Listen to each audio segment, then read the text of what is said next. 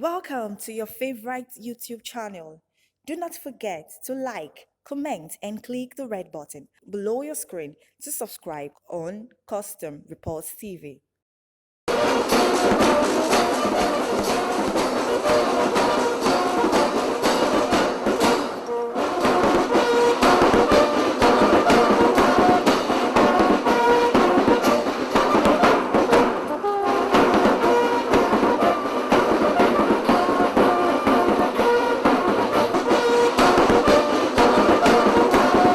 Hello, and thanks for staying with us.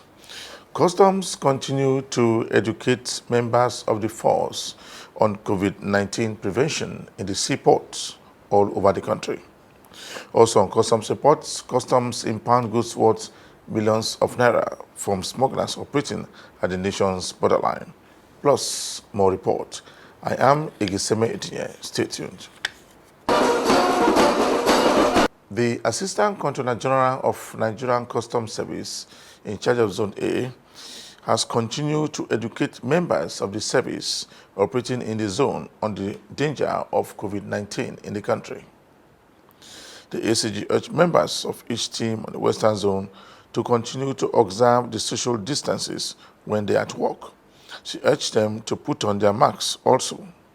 The custom boss urged stakeholders to continue to obey the rules governing the operation of the customs throughout the nation's seaports. Incidentally, just before the total shutdown of the whole system, especially Lagos, Ogun State, and the FCT, I went round with a team of officers from here to sensitize the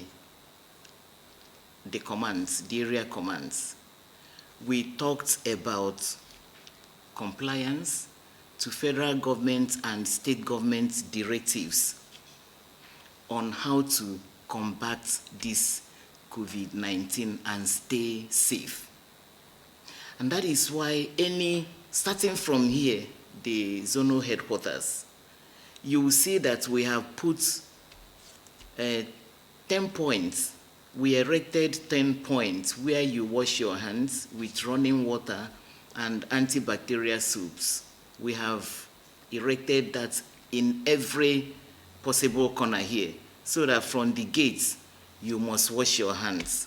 And your temperature must be checked with an infrared thermometer, starting from the gates. Before, I'm sure you experienced that when you were coming. And then, whenever you want to enter any office again, you wash your hands. We want people to wash your hands, and wash your hands. And then we also talked about social distancing. And that is why we are still we thank God we are safe in this zone A for now, because officers are maintaining the directives. They are making sure that they maintain the directives. There is no area command you go to without seeing all these things I've mentioned. You will see points where people wash their hands, your temperature will be checked, and you must wear your face mask. And of course, you must maintain a certain social distancing like we are maintaining now. You know, the officers are giving back to the system what they were given. Remember I said before that the CGC had mapped out a lot of training activities for the officers. And he had insisted that every officer must be trained and retrained.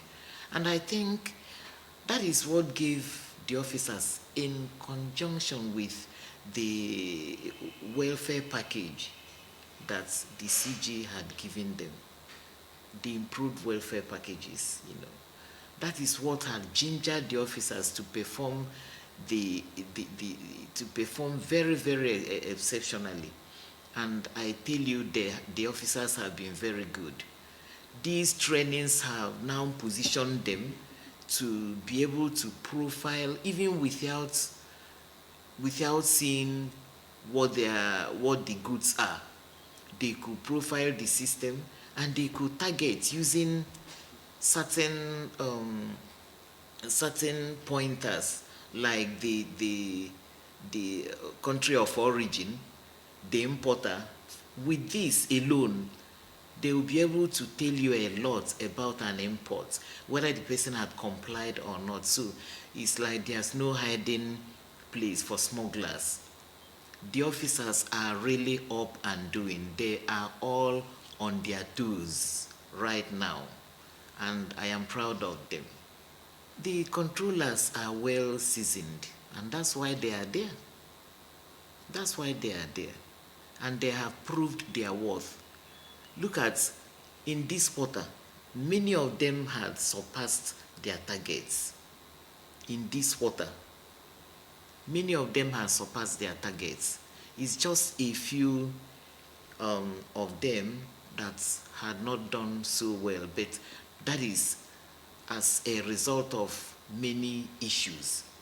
Take, for instance, it's not easy for transfers now because, one, the roads are very bad, and it's not also, it's difficult for the agents, it's difficult for the freight forwarders to come forward like they used to come before, to even request that their goods be transferred to so place, which is outside the port. So mostly all the activities are centered in the ports right now, not in the terminals, bonded terminals outside the ports.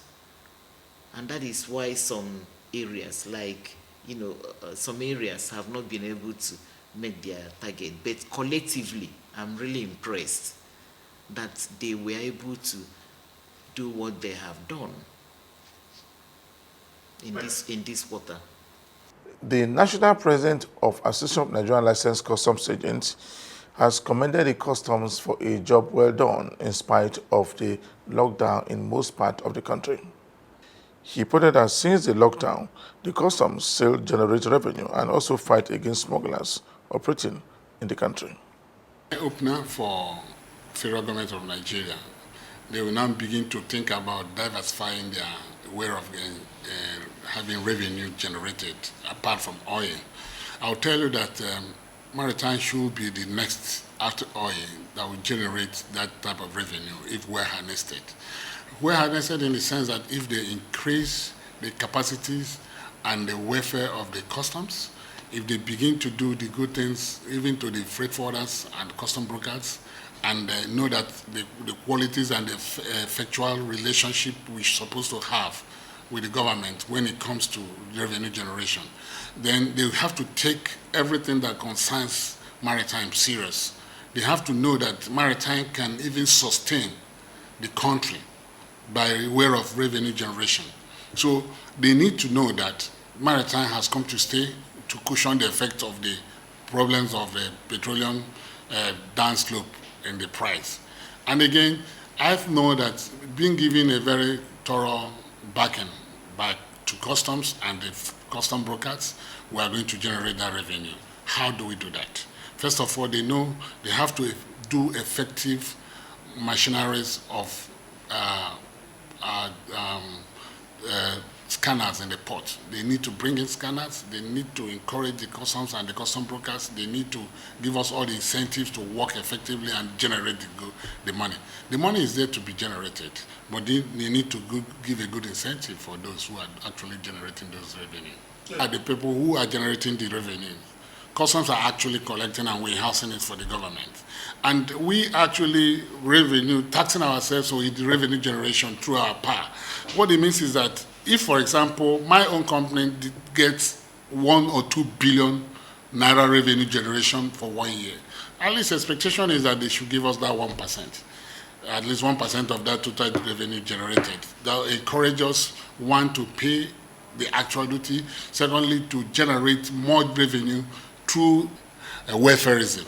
Then again, we need to do a kind of scope analysis and know the strength and the weaknesses of all the government agencies at the port.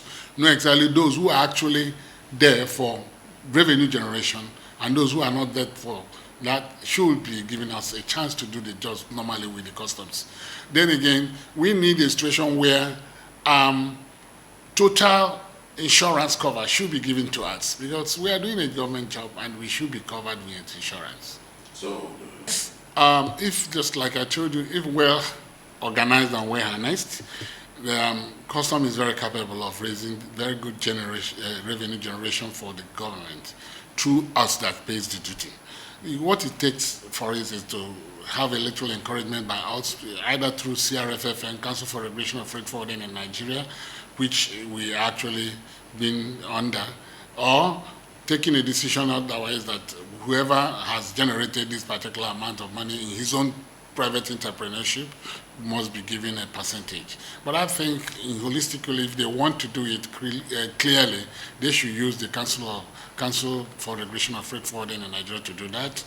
Encourage us, encourage the customs, encourage the government agencies in the ports. We get that done. I will tell you that oil should be, in the next very few years, in a very low level. So we need to begin to think about agriculture, we begin to think about maritime, we begin to think about self-independence and generation. Even when we have lights, even private industrialization will spring. you are watching the program Customs Report.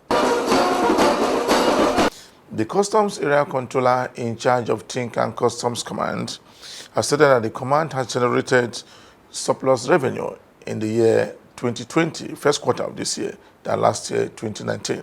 The Customs Area Controller speaks more on happenings around his command. To do with good planning. First quarter, during the last part of 2019, we had planned against our collection for 2020. So we had planned, and I think it's a result of that planning that you are seeing as part of our achievement in the first quarter. In the first quarter, that is January to March, we collected about 91.635 billion against a collection of about 78.34 billion last year. This is an improvement of about 12.7 billion, which is about 17.5% improvement in the collection. So it's not magic, it's just as a result of planning, and we are exploring the deployment of NISIS 2. That is what has been helping. And then we're looking at compliance with the import guidelines, trying to enforce it to the letter, enforcing the monetary policy, ensuring that importers pay appropriate duties, and where there are issues, we try to deploy the use of dispute resolutions so that things are treated fast, so that we achieve turnaround, quick turnaround. People can submit their declarations, do their examinations of cargo, get the cargo released and exited. So where there are issues, we ensure as a deliberate policy that those issues are resolved. So I think that has encouraged people to really work with us in trying to achieve this. So what compliance, in operations like this, where you have to implement fiscal policy, monetary policies, sometimes you have people who don't know of some of the technicalities in the policy, Over time, we have realized some of them, fall the other side because they are not aware of certain things. But what we have tried to do is to engage them. So through this engagement, what is your problem? My problem is I don't know the duty rate for this. We, as a policy, try to guide their operation, and they have seen the advantage of compliance. This advantage of compliance has encouraged other operators too to comply. So generally, what I will say is there's general improvement in compliance, particularly because people have seen the advantage of being compliant. People are not aware of certain aspects of our policy, either the fiscal policy or monetary policy or the other regulatory requirements. So as much as possible, we have we have the help desks, that people can walk there, make inquiry. People can come to the CAC's office and make inquiry of things they are not clear with. So some of them over time have explored this advantage, and now they are on top of the job. They are top of their job. They feel free. They are happy doing the work and this thing. So I think essentially is engagement, that you engage the regulator on what is not clear to you. And if you do that, it's clear to you, and at least you are guided, and you have a dependable backing. Whatever happens, you say, he told me this is the way to go about doing this thing. And so essentially, there's awareness, general awareness in the activities and the requirements, and then the operators try to fulfill these requirements. You see, when there are issues, first and foremost, the COVID-19 is a global thing. So it is something that we are in the supply sector, and definitely is something that affects the supply sector fundamentally. There's no aspect of human life that is not affected by the COVID-19. So first of all, there was the initial issue of what is even COVID-19. It created a lot of anxiety, fears. There was panic. People were looking at it as it's just everybody is going to die or something. But gradually, as instruction started rolling, coming up, rolling, it became clear that it's something that as human beings we have to live with it. But what do we do? So there was this creating of awareness, first and foremost, that there is this, and this is the way to go about this. So the headquarters directives kept coming in as expected. First of all, there was, yes, we have a pandemic that is named COVID-19. This is the way to go about the safety of our personnel, our officers, safety of workplace. This is the expectation. There's the issue of work schedule, that certain categories of officers should not come to work. Certain categories must be on their duty post, but they must observe these safety regulations. So these are some of the directives we have received from the headquarters that essentially has helped us. Initially people were vulnerable, people were afraid and what have you. But with these instructions, we took it and we tried to sensitize officers, operators on how to conduct themselves.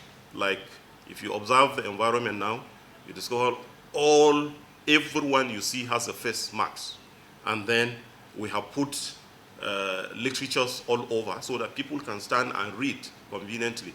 We have placed water with soap, people can wash their hands, and then we have placed sanitizers everywhere. People can use this sanitizer so that you, the regulator, and they, the operators, stakeholders, are all safe at the end of the day. And then we also deal with them with a lot of empathy, emotions, and then you reassure them, both the officers, that, look, this is the way. If you go this way, you go according to the protocol, nothing will happen. But if you go against the protocol, that is where you will have issues. So that is what we have tried to do. So what we do is we meet regularly with head of terminals, that, okay, we have this issue, but this is the way to go about. This is the way to go about. Then they also, in turn, will go to the terminals and meet their officers. At the point I had to invite all the regulatory agencies, and we have to meet on the path to go with the pandemic. And so far, alhamdulillah, I think we are good. The coordinator of the Controller General of Nigerian Customs Striking Force in the Western Zone of the country has seized goods worth millions of naira in the last 3 months in 2020. The task force has seized items which include tomato paste, rice, tires, and cars from smugglers. The coordinator says that in spite of the lockdown of the border, smugglers are still finding time to bring in consignment into the country. He warned them that they desist from the act of smuggling, and anyone caught will be made to face the law. Brought by strike force. As you know, this is government warehouse. We are just custodians of this paste to Nigeria Customs Service. All we have here temporarily is just tomato paste. And we have just about 32,400 cartons of them. We handle 32,400 cartons of tomato paste to representative of the Federal Ministry of Humanitarian Affairs, Disaster Management and Social Development in Lagos, in the person of Mrs. Oluwakemi Adedeji. Their representatives are here to collect the tomato paste. And you can see these are part of the paste here, which are being uploaded to traders. They are broken down to about 11 states, 12 states. I think this man is from Plateau and Benue are around, right? We give them their consignment, which is 2,500 cartons each. While other subsequent ones come, we equally handle. Containing tomato paste and tin tomato for the two states present here. We have Plateau and Benue, and each of them is getting 2,500 cartons each. So, which is the one we are distributing now. The government for this kind gesture, and will go a long way to alleviate the challenges my people are facing out there. Because it's actually good to send palliatives. You can see it's expiring October 2021. So we now have a grace of over a year, 1 year 5 months, 1 year 5 months now. I'm here to collect tomato paste from Federal Ministry of Humanitarian Affairs, Disaster Management and Social Development. I've done 500 cartons on behalf of Benue State. Look of things, the expiring date is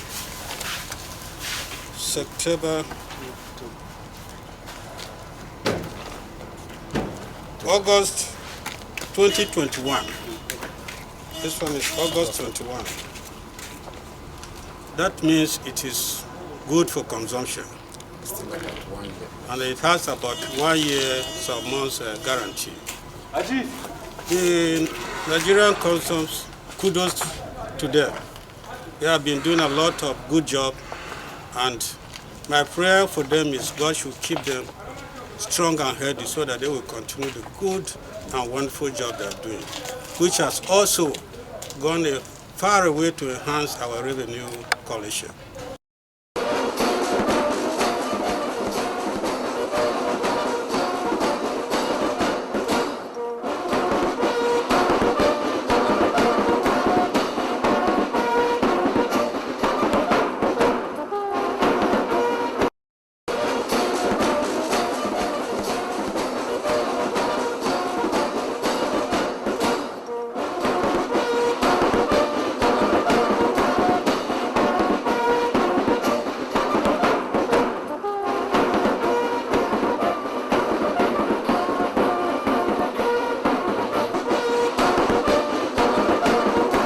Just before I round up this week edition of the program, Customs Report, we brought you a report where the controller in charge of Tinkan Customs Command has continued to preach to stakeholders to continue to follow the rules as laid down by Nigerian Customs Service.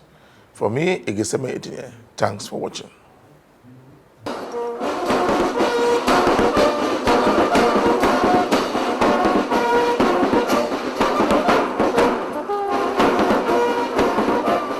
Thank you for watching Custom Reports TV. Do not forget to subscribe, comment, and like the video.